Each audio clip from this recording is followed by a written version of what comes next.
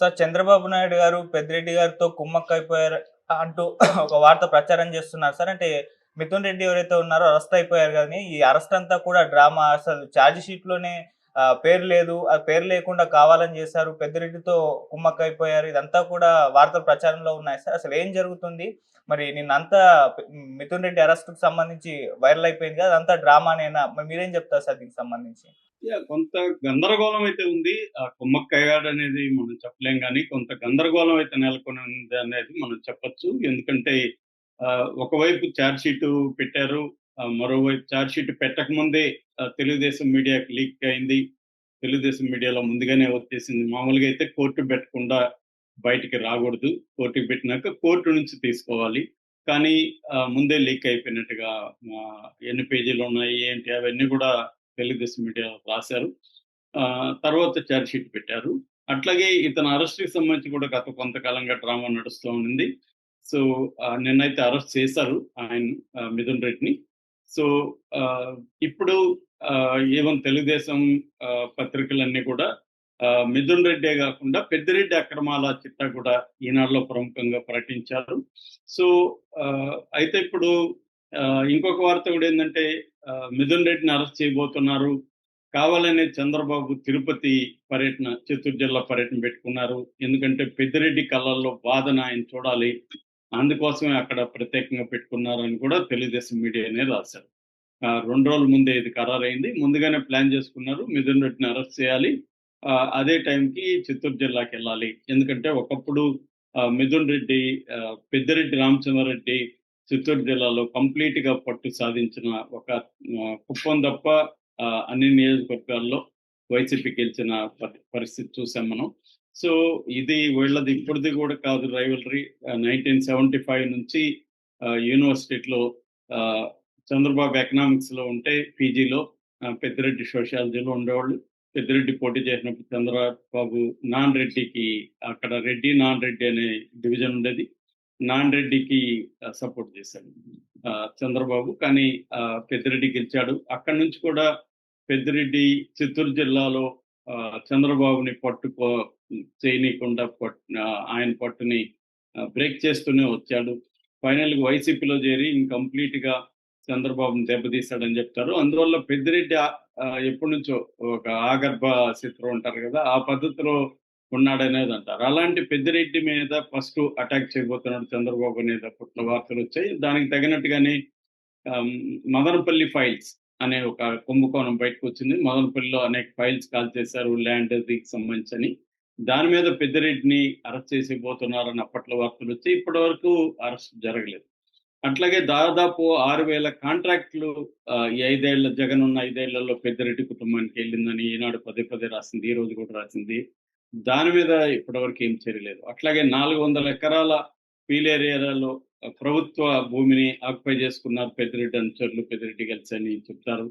అట్లాగే ఒక 100 ఎకరాలు ఏపీ ఐఐసీకి సంబంధించిన ల్యాండ్‌ని కూడా పెద్దిరెడ్డి ఆక్యుపై చేసుకున్నాడని. అట్లాగే పెద్దిరెడ్డికి డైరీ ఉంది, మ్యాంగో పల్ప్ ఇండస్ట్రీ ఉంది. వీటన్నిటికి కూడా అక్రమంగా అనేక వసతులు క్రియేట్ చేశారనేది కూడా ఉంది. అట్లాగే అటవీ భూమిని ఆక్యుపై చేసుకొని పెద్దిరెడ్డి అక్కడ ఫార్మ్ హౌస్ కట్టుకున్నాడనేది కూడా ఈనాడులో పెద్దగా కథనాలొచ్చాయి. ఈనాడు జ్యోతిలు రాస్తూనే ఉన్నాయి గానీ, పెద్దిరెడ్డి మీద ఇప్పటివరకైతే రామచంద్రారెడ్డి మీద ఏ రకమైన చర్య తీసుకోలేదు. కానీ పెద్దిరెడ్డి కొడుకు మిథున్ రెడ్డి మీద మాత్రం చర్య అయితే తీసుకున్నారు. అయితే ఇప్పుడు నిన్నంతా కూడా ఒక వార్త వైరల్ అవుతుంది. అదేంటంటే చార్జ్ షీట్‌లో పెద్దిరెడ్డి పేరు లేదని. కానీ అది అబద్ధం. నేను చూసాను. చార్జ్ షీట్‌లో మిథున్ రెడ్డి పేరైతే ఉంది. కాకపోతే ఇంకొంతమంది పేర్లు లేవు. అంటే దాదాపు ధనంజయ రెడ్డి, కృష్ణమోహన్ రెడ్డి ఇలాగ ఒక 22 మంది, ఎఫ్ఐఆర్‌లో ఉన్న 22 మంది పేర్లయితే లేవు. చార్జ్ షీట్‌లో ఏముందంటే మొత్తం ఇది 305 పేజీల చార్జ్ షీటు ప్లస్ అనుబంధ ఇవి కూడా ఉన్నాయి. ఈ చార్జ్ షీట్‌లో ఆహ్, మొత్తం 70 వాల్యూమ్స్ ఉన్నాయి. 40 మంది మీద దీంట్లో చార్జ్ పెట్టారు.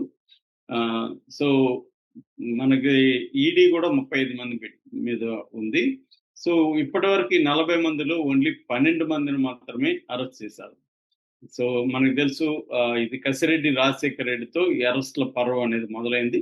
దాని తర్వాత చెవిరెడ్డి భాస్కర్ రెడ్డి, గోవిందప్ప బాలాజీ, సజ్జల శ్రీధర్ రెడ్డి, ఆహ్, ధనంజయ రెడ్డి, తర్వాత కృష్ణమోహన్ రెడ్డి, ఇలాగా అరెస్టులు ఇప్పటి వరకు 12 మంది, మిథున్ రెడ్డితో కూడా 12 అవుతుంది, కంప్లీట్ అవుతుంది. 12 మందిని అరెస్ట్ చేశారు. ఈ చార్జ్ షీట్‌లో మనీ ట్రైల్ అంటారు. అంటే మనీ ఎట్లా ప్రవహించింది, ఎట్నుంచి ఎటు వెళ్లి మళ్ళీ ఎక్కడికొచ్చింది అనే మనీ ట్రైల్‌ని వీళ్ళు ట్రేస్ చేస్తారని చెప్తున్నారు.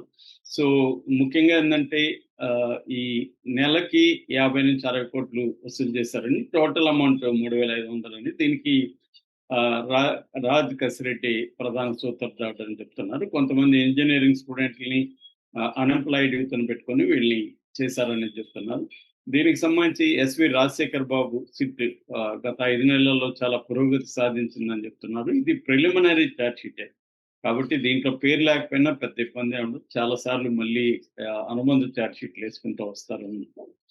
సో, దీంట్లో ఏందంటే ఇప్పటివరకు 268 మంది సాక్షుల్ని తీసుకున్నారు. 11 మంది నిందితుల దగ్గర నుంచి స్టేట్మెంట్స్ 164 స్టేట్మెంట్స్ రికార్డ్ చేశారని చెప్తున్నారు. ఈ స్టేట్మెంట్స్ అంటే వాంగ్మూలాలు. వాంగ్మూలాల ఆధారంగానే మిగతా అరెస్టులు కూడా జరిగే అవకాశం ఉంది. దీంట్లో జగన్ పేరైతే ఆహ్, చాలా సార్లయితే వచ్చింది. జగన్‌ని దీంట్లో కింగ్ పిన్ అని. అట్లాగే ఈ డబ్బులు ఎక్కడెక్కడ ఈ డబ్బులు వచ్చిన డబ్బుల్ని ఇన్వెస్ట్ చేశారో కూడా వీళ్ళు ఆరా తీశారు. ఇప్పుడు బ్యాంక్స్‌లో ఎక్కడెక్కడ ఉన్నాయి, ఏ బినామీ అకౌంట్‌లో ఉన్నాయి, అట్లాగే రియల్ ఎస్టేట్‌లో ఎక్కడ పెట్టారు, అట్లాగే కొన్ని జ్యువెల్లరీ షాప్స్‌లో కూడా పెట్టుబడులు పెట్టారు. ఇవన్నీ కూడా దీంట్లో ఆహ్, చెప్పారు.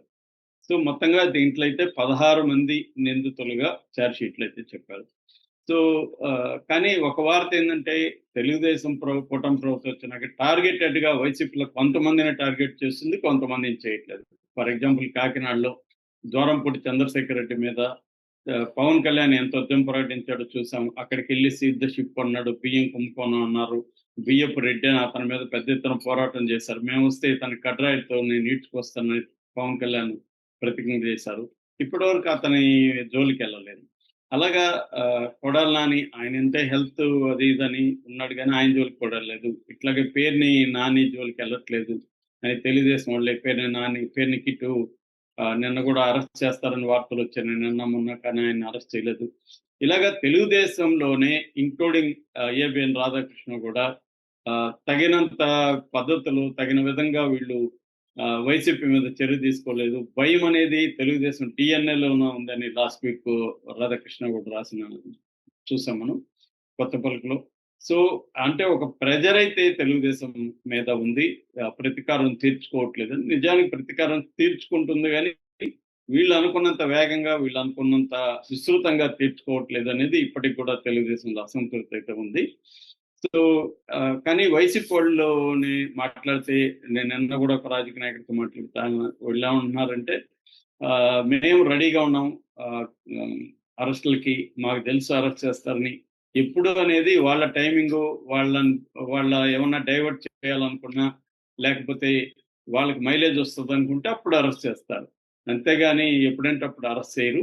సో, చంద్రబాబు కూడా ఒక వ్యూహం ఉంటది. ఆ వ్యూహం ప్రకారం వాళ్ళు వెళ్తున్నారు. చాలా సిస్టమాటిక్‌గా అరెస్టులనైతే చేస్తున్నారు. ఒక సెపరేట్ డిపార్ట్‌మెంట్ పెట్టేసి, దానికొక లీగల్ టీము, పోలీసుల్ని గైడ్ చేసే దానికొక టీము ఇవన్నీ పెట్టేసి, ఏ కైండ్ ఆఫ్ కేసులు పెట్టాలి, ఎవరు కేసులు పెట్టాలి, ఎస్సీ అమ్మాయి దగ్గర, అబ్బాయి దగ్గర పెట్టించడం, ఎస్సీ, ఎస్టీ కేసు పెట్టించడం. ఇలా అంటే ఒక ప్లాన్డ్‌గా వెళ్తున్నారు. అంటే ఈ కేసుని పెట్టి కంప్లెయింట్ ఇచ్చే దగ్గర నుంచే వాళ్ళు ప్లాన్ చేసుకుంటున్నారు. కంప్లెయింట్‌లో ఏం రాయాలి, దాన్ని బట్టి పోలీసులు ఎలాంటి గైడ్‌లైన్స్ ఫాలో కావాలి, కోర్ట్‌లో ఎలాగా ప్రొడ్యూస్ చేయాలి, వాళ్ళకి బెయిల్ రాకుండా ఉండాలంటే ఏం చేయాలి, ఇవన్నీ వాళ్ళు ప్లాన్ చేసుకుంటున్నారు. అట్లాగే సిద్ధార్థ లోత్రా డేట్స్ పరిస్థితి ఏంటి, ఇవన్నీ చూసుకొని సిద్ధార్థ లోత్రా గైడెన్స్ కూడా తీసుకొని దాన్ని బట్టి వెళ్తున్నట్టుగా మనకి అర్థమవుతుందనేది వైసీపీ వాళ్ళు చెప్తున్నారు. దానివల్ల మేము కూడా ఏందంటే, మా టోకెన్ ఎప్పుడు పిలుస్తారో మాకు తెలీదు కదా! మాకు టోకెన్ పిలిచినప్పుడు మేము జైలుకెళ్ళాలి. దానికి మేము కూడా రెడీగా ఉన్నాం. సో, కానీ ఒక రౌండ్ ఎళ్ళేసొస్తే పోతుంది. ఏమవుతుంది? మళ్ళీ మన టైం వస్తది. అప్పుడు చూసుకోవచ్చు అన్న పద్ధతులైతే వైసీపీ వాళ్ళు రెడీగా ఉన్నట్టు తెలుస్తుంది. ఈ నేపథ్యంలో ఆహ్, పెద్దిరెడ్డి రామచంద్రారెడ్డి కుమ్మక్కయ్యాడా? ఎందుకంటే వాళ్ళు పాత ఎనిమీసే కావచ్చు గానీ, మేనేజ్ చేసుకోవడం పెద్దిరెడ్డి రామచంద్రారెడ్డికి బాగా తెలుసు. ఎక్కడ మేనేజ్ చేసుకోవాలి, ఎలా చేసుకోవాలని. ఈవెన్ జగన్ దీంట్లో గూడా ఆయన ఎక్కువగా ఎక్స్‌పోజ్ గాకుండానే సైలెంట్‌గానే మిథున్ రెడ్డి అయితే మనకెక్కడ అసలు బయట కనబడేవాడు కాదు, సైలెంట్ గానే నడుపుకొచ్చారు. ఇప్పుడు కూడా అదే పద్ధతిలో చేసుకుంటూ వెళ్తారనేది వినిపిస్తుంది. Okay sir. Thank you so much.